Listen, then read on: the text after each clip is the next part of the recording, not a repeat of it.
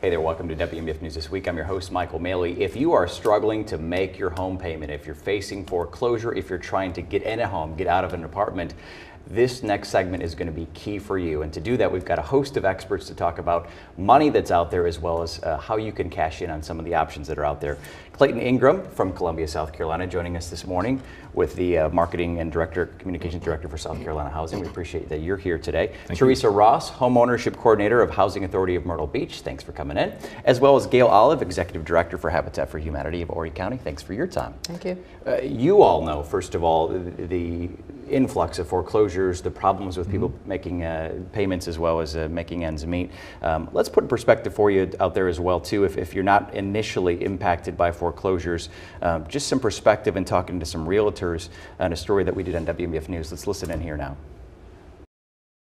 There's definitely going to be more. There should have been actually a higher number with the whole robo-signing issue they had. We're going to see a big increase in the next few months because they have so much backlog inventory where they literally had to go back and re-foreclose on a lot of these properties to be able to get them cleared out. Blake Sloan of the Sloan Realty Group says the record number of foreclosures in 2010 was something he saw coming. It's something that we expected, I guess, on a national level, where there was so much of what they call that ghost inventory that kind of sat back and sat back. The two biggest areas in South Carolina with the most foreclosure filings in 2010 was Horry County and Berkeley County. Real estate researcher Tom Mazer says the foreclosure effect has caused prices to drop on homes, but especially on condos in the Grand Strand. He says the average price of a condo is about $148,000 and the price of a single family home about $214,000. It's driven our prices, our average price, back to 2004 levels, which is just before the big boom hit here. But that drop in price has also led to an increase in sales. It's a wonderful buyer's market now, and that's why our sales have increased. They were up over last year. In Horry County, about 2,500 foreclosure properties were sold last year, compared to about 1,500 in 2009. And Sloan says it's going to take a while before things will turn back around. And I think there's still a lot that needs to be actually cleared out of the pipeline now so that the market can end up correcting itself as a whole. So there's a perspective for you, maybe two perspectives. One is that people are obviously facing difficulty, but it's maybe a good time to buy if financing can line up.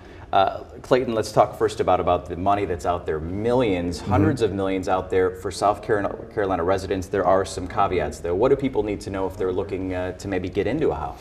To get into a house, several of us have home ownership programs, and that is one of the, if you will, a bright side of the foreclosure is that home inventories are at record highs, home prices are low, so for those people who are liquid now, and many are, and are looking to get into a home, there are programs available. South Carolina State Housing has home loans for people who are considered first-time buyers, but that's a broad spectrum. You don't necessarily have to never have owned a home before. You could not have owned a home in 3 years. Our rates are usually below market rates, 4.375, and the main thing is we offer down payment assistance of $4,000 to help get someone into their home. Is there an income bracket that someone needs to fall into to qualify for this money? There is, but it's wider than most people think. There's a sort of a matrix that depends on your family composition, the county in which you live. So, you know, we'll ask people to come to our website or give us a call so that we can slot them into exactly where they are. And literally, I think you were saying is it in the millions of dollars that can be given out? Yes, we have millions of dollars available to make loans now. We're going to talk about that more for sure as well. And again, for people that are at home, scmortgagehelp.com, right, is the website? That's for our foreclosure prevention program. Okay. www.schousing.com is our website for our agency, and that's where you can find mortgage information. schousing.com if you're watching at home, schousing.com, and if you need some help staying out of foreclosure, scmortgagehelp.com. That's right. That's our foreclosure prevention program. Okay, we're doing both ends of the spectrum. You've got it all covered, and that's key information. Teresa Ross, Homeownership Coordinator for Housing Authority of Myrtle Beach. A lot of programs, tons of them out there for people, different qualifications, of course. There's a Veterans Assistance Program, I believe. What would you want people to know if they're either in dire straits right now in Myrtle Beach or the Grand Strand area, or they're looking to get a home? Obviously contact you, but touch on some of the programs or help that you offer. Well, actually, we do have a lot of programs that we offer. The main thing that the Housing Authority serves is we have 700 vouchers right now. We contract with HUD to assist people with their rental assistance right now. Our waiting list was open for the first time in September in 3 years, and as you can imagine, the 2 days we received over 1,200 applications. We have 54 project-based vouchers, and that's designed for homeless families to include domestic violence. We have the VASH program, which is the Veterans Administrative Supportive Housing, and that is for the homeless veterans in our area. We have Shelter Care Plus Supportive Housing for rental assistance for the homeless with referrals through Waccamaw Mental Health, for the homeless with disabilities, tenant-based rental assistance. And we also do have our home ownership program at the Housing Authority, and that is basically for someone who has been receiving assistance through us for at least a year. They'll go through counseling and through a lot of our classes. Even with the foreclosures and the state our economy has been in the last year, we still had 3 homes that we were actually put homeowners into thanks to the programs at the South Carolina State Housing. 2 of those were financed through there. And even though 3 doesn't sound like a significant number, it was for our program. Even those homeowners, we will assist them, non-elderly, non-disabled, for up to 15 years as long as they meet the eligibility requirements of the program, and 30 years if they're elderly and or disabled. So we go at it with a proactive look. We educate as much as we can, and we're proud of our home ownership program. We currently have 11 homeowners right now on our program. Excellent. That's key. And just to clarify too, if you're watching at home right now, Myrtle Beach Housing Authority online, mbhaonline.org. Yes. So mbhaonline.org, Myrtle Beach Housing Authority online.org for more information on some of those programs. We're going to get you that information later on in the newscast or in the segment here too. Gail Olive, Executive Director of Habitat for Humanity of Horry County. We know, hopefully most of us know kind of how Habitat works. It's just a lot of sweat equity that the homeowner puts into the house to get a home. It's an amazing program. What do you want people to know that are watching who may qualify for this, or if nothing else, might want to help out a little bit? Well, if you ask a group of people, has anybody heard of Habitat? Almost everybody will say yes. But do they really know too much about the program? Probably no.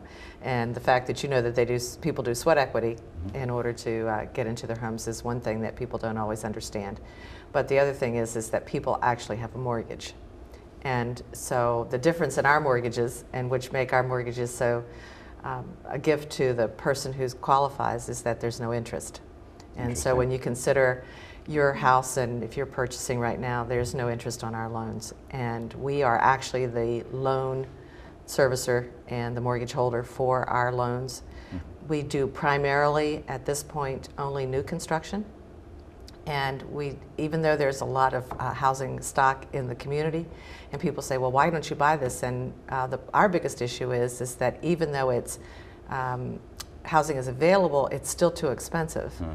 And because we sell houses at about 50% below market. Right.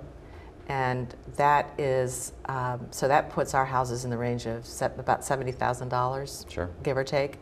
And most of the houses that are out there are more than that, Right. and are not really simple, decent housing. And that's really what we try to do, is to provide simple, decent housing. We do have a niche in the market, and our niche is for people who make an income between 35% and 60% of the median Horry County income. Teresa's organization works slightly below that, and then your conventional market, we hope, is above 60% for people. But the reality of the situation is that there are gaps between what we do and what the conventional market can do and what Teresa's organization can do and Habitat can do. Sure. So it's tough, and we are very limited because we raise all our resources from the community, and that's been tough. We have not been able to raise what we would like to raise in order to build houses. We have about 20 people who've been approved on our list of waiting for Habitat houses, and Teresa said she got 1,200 people applying for their service when they'd been closed for 3 years. We had when we were keeping waiting lists, we had about 600 at any time. So the demand. So you know that there's a need. There is a need for decent housing in the community. There's a need for affordable housing, and I know Clayton talks about the fact that this housing is for everyone. Yeah. Well, it is in a sense, but you have to have a need for housing, you have to meet a certain guideline income-wise, and you have to be willing to do the sweat equity. Sure. And if those things don't meet, it's really not a good fit for our program. Sure. Lots of programs out there, of course, for everyone to at least consider.